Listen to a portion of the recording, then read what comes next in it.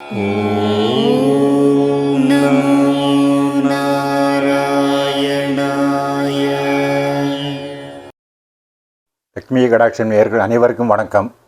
இந்த பதிவில் தை அமாவாசை பற்றி பார்க்கலாம். அதாவது தை அமாவாசை அதன் சிறப்பு என்ன? 18ஆம் தேதி ஜனவரி 18 ஞாயிற்றுக்கிழமை அன்று தை அமாவாசை வருகிறது.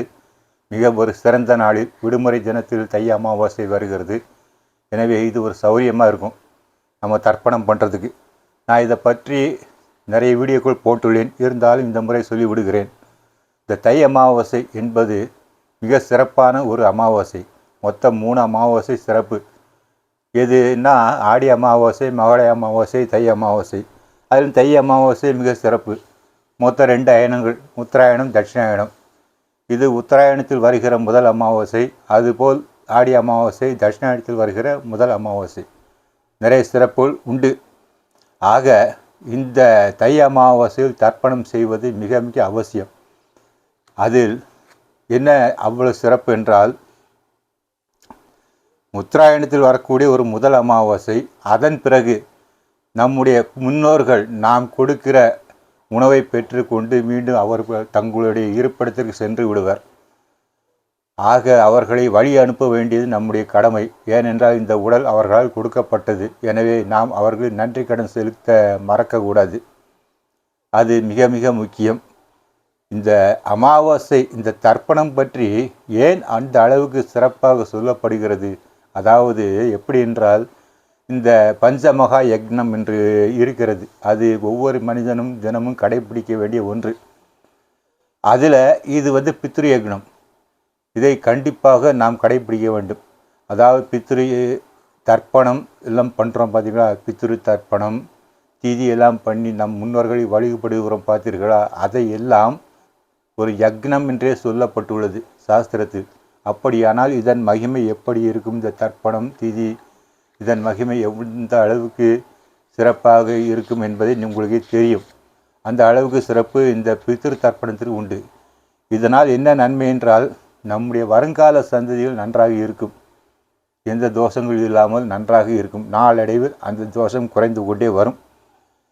இது யார் செய்யலாம் என்று பார்த்தா, தந்தை இல்லாதவர்கள் செய்ய வேண்டும். அது தாய் தந்தையிலையும் வச்சுக்கிடுங்க, அவங்க கண்டிப்பாக செய்யணும். தவறவே விடக்கூடாது. அது தவறு விட்டோம்னா ஏராளமான தோஷங்கள் தான் சேருது அதில். அதனால் இந்த தை மாத அமாவாசையில் எந்த அமாவாசையும் தர்ப்பணம் செய்ய வேண்டும். அமாவாசை தோறும் தர்ப்பணம் செய்ய வேண்டும். பொதுவாக பார்த்தோமானால் இந்த தை அமாவாசை தர்ப்பணம் நாம் தவற விடாமல் நம்முடைய முன்னோர்களுக்கு நன்றி கடன் செலுத்த வேண்டும். அதன் பிறகு நம் குலதெய்வத்தை வழிபடுவது என்பது நல்ல பலன்கள் கொடுக்கும்.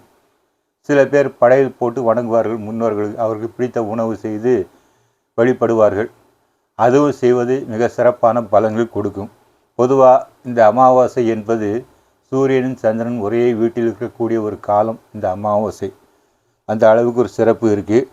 இப்போது நல்லா செய்ய வேண்டுமா, குளம், கடல் இந்த மாதிரி இருக்குன்னா அந்த இடத்துல போய் செய்வது மிக சிறப்பு. வீட்டு பக்கத்தில் குளம், கடல், நதி இருக்குன்னா அந்த நதியில் நீராடி விட்டு நாம் தர்ப்பணம் செய்வது என்பது நல்ல பலன்களை கொடுக்கும்.